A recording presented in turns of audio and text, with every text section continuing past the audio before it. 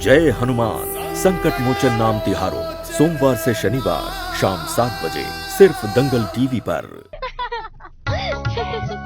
रेनू, तुम ये श्रृंगार अपने लिए कर रही हो या किष्किंधा कुमार के लिए? तुम लोगों की ऐसी बातों के कारण से ही पिताश्री ने हमारा पृथ्वीलोक में जाना बंद कर दिया है। अब चलो, जाओ यहाँ से। हाँ हाँ, जा रहे हैं, और तुम किष्किंधा कुमार की स्मृति में अधिक भी मत खो जाना।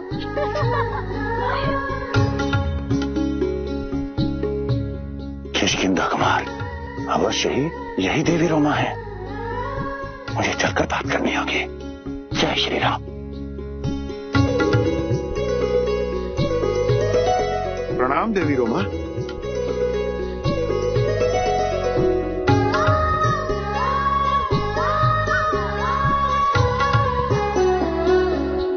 हनुमान जी, आप यहाँ यक्षलोक में? देवी, आप मुझे जानती हैं? हनुमान जी, तीनों लोक में ऐसा कौन होगा जो पवन पुत्र हनुमान को नहीं जानता होगा। यक्षलोक में तो कोई ना कोई सदैव आपकी भक्ति और शक्ति की दिव्य कथाएं कहता रहता है, किंतु आप यहाँ यक्षलोक में किसी विशेष कार्य से आए हैं? देवी, मैं अपने मित्र सुग्रीव का संदेशा लेकर आया हूँ आपके लिए। सुग्रीव का। सुग्रीव?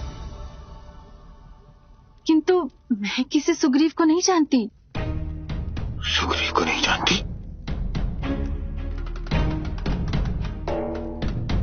देवी रोमा तो मेरा नाम तक नहीं जानती। यदि हनुमान जी उन्हें मेरा परिचय देंगे भी तो कैसे? मैं भी कैसा जड़मती हूँ। प्रतिदिन देवी रोमा के दर्शन करता था, परंतु कभी उन्हें अपना परिचय ही नहीं दे पाया। और हनुमान जी को भक्ति का चाहे जितना भी अनुभव हो, परंतु प्रेम का तो तनिक भी अनुभव नहीं है उन्हें। नहीं, मुझे ही जाना होगा यक्षलोक, अन्यथा देवी रोमा को सदैव के लिए खो दूंगा मैं। देवी, हो सकता है कि आप मेरे मित्र सुग्रीव को उनके नाम से ना जानती हो। देवी, आप स्मरण कीजिए, जब आप पृथ्वीलोक पर जाती थी तो वहां पर आपको एक सज्जन फलों का उपहार दिया करते थे। अच्छा, तो उन किष्किंधा कुमार का नाम सुग्रीव है? किष्किंधा कुमार?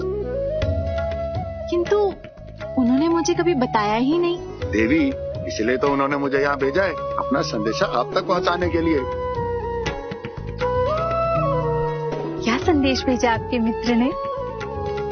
देवी, किष्किंधा, मेरा कहने का अर्थ है कि वानरराज सुग्रीव ने ये कहा है कि वो अब भी किष्किंधा के उसी उपवन में आपकी प्रतीक्षा करते हैं, और वो जानना चाहते थे कि क्या आप भी उनकी प्रतीक्षा करती हैं? वानरराज सुग्रीव से कहिएगा, उन्हें क्या लगता है हम किष्किंधा केवल फल खाने आते थे? तो देवी, इसका अर्थ ये हुआ कि आप भी मित्र सुग्रीव से प्रेम करती हैं? इसका उत्तर मैं संदेशवाहक को नहीं दे सकती। अवश्य। किंतु देवी, आपने कुछ ना कहकर भी सब कुछ कह दिया है। मैं आपके पिताश्री से अपने मित्र सुग्रीव और आपके विवाह की बात करने आया हूँ। देवी, आपकी अनुमति हो तो।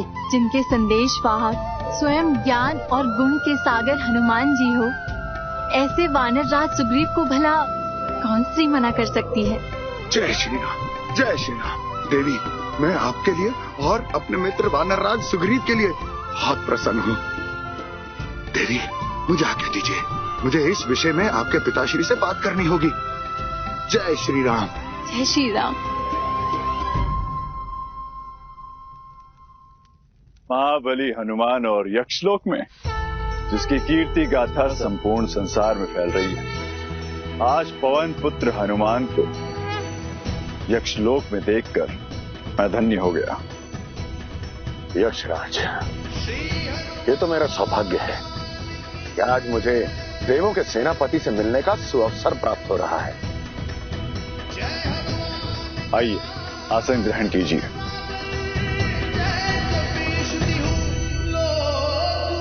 कहिए केसरी नंदन, मैं किस प्रकार आपका स्वागत कर सकता हूँ? यक्षराज, मैं यहाँ आज एक बड़े विशेष कार्य से आया। हनुमान जी, हमारे लिए तो आपका प्रत्येक कार्य विशेष है, पर कहिए ऐसा कौन सा कार्य है जो आपको स्वयं यक्षलोक में आना पड़ा?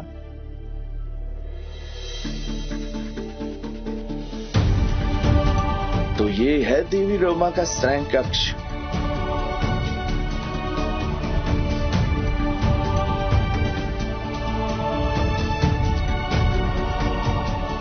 परंतु हनुमान जी कहीं नहीं दिखाई दे रहे।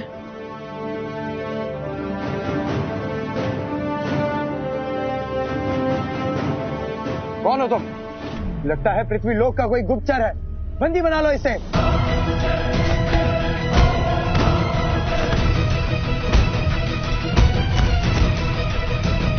क्षमा करना यक्षो, किंतु अभी बंदी बनने का समय नहीं है मेरे पास।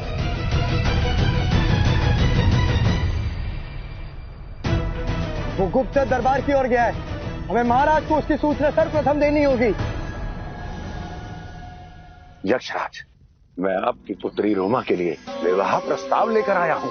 इसका अर्थ यह है कि मेरी पुत्री के गुण और रूप की चर्चा तीनों लोकों में हो रही है। कहिए, आप किसका प्रस्ताव लेकर आए? किसी देव पुत्र का या फिर पृथ्वी के किसी पराक्रमी शूरवीर का? यक्षराज, देव पुत्र भी है और प्रतापी भी, और हर प्रकार से देवी रोमा के योग्य भी है। अति उत्तम। कौन है वो? सूर्य पुत्र, वानर श्रेष्ठ बाली के छोटे भ्राता और मेरे परम मित्र सुग्रीव। सुग्रीव? मेरी पुत्री का विवाह और सुग्रीव से? अवश्य। क्षमा कीजिए महाबली हनुमान, आप सुग्रीव को एक मित्र की दृष्टि से देख रहे हैं और मैं एक पिता की दृष्टि से देखता हूं, और पिता की दृष्टि से देखने पर मुझे ज्ञात होता है कि सुग्रीव में एक भी गुण नहीं है जिसके कारण मैं अपनी पुत्री का विवाह सुग्रीव से करूं। यक्षराज, आपको अपना मत रखने का पूर्ण अधिकार है, किंतु मैं भी सुनना चाहता हूं, ऐसा क्या दोष है मेरे मित्र सुग्रीव में? मैंने ये नहीं कहा कि उनमें कोई दोष है, किंतु उनमें कोई गुण भी नहीं है। अभी तक का जीवन उन्होंने अपने बड़े भ्राता बाली की छत्रछाया में जिया। अभी तक के जीवन में उन्होंने कोई भी कार्य स्वयं पूर्ण नहीं किया है। इस संसार में उनका कोई अस्तित्व नहीं है। ऐसे व्यक्ति से मैं अपनी पुत्री का विवाह कैसे कर सकता हूं?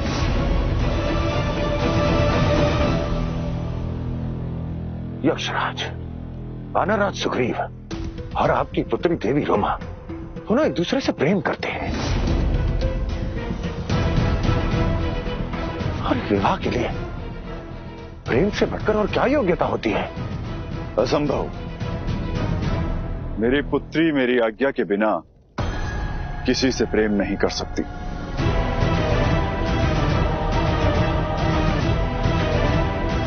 यक्षराज, आप देवों के सेनापति हैं ना, इसलिए आपको लगता है कि इस संपूर्ण संसार में सब कुछ आज्ञा के अधीन है,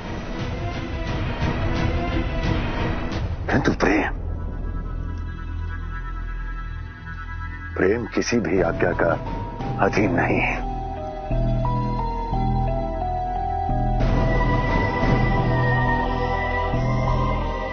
यदि आपको विश्वास ना हो तो आप अपनी ही पुत्री से पूछ सकते हैं। मुझे अपनी पुत्री से पूछने की आवश्यकता नहीं है।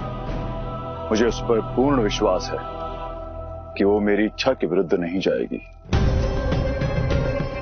इसका अर्थ है हमारे विवाह के लिए यक्षराज कभी अपनी स्वीकृति नहीं देंगे।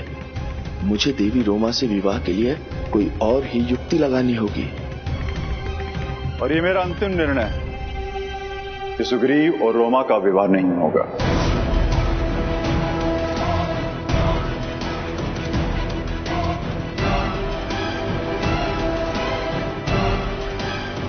मैं क्षमा चाहता हूँ महाबली हनुमान। एक पिता होने के नाते मैं विवश हूँ। नहीं यक्षराज, ये आपका अधिकार है। महाराज की जय हो। महाराज, यक्ष लोक में एक वानर घुसपैठिया घुस आया है। तुम यहाँ खड़े खड़े क्या कर रहे हो? जाओ जब पकड़ो, और ध्यान रहे जीवित ना बचे। जाओ। जी महाराज।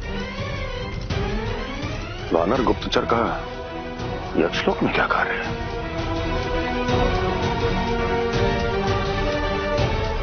सुग्रीव, कहीं वो मित्र सुग्रीव तो नहीं?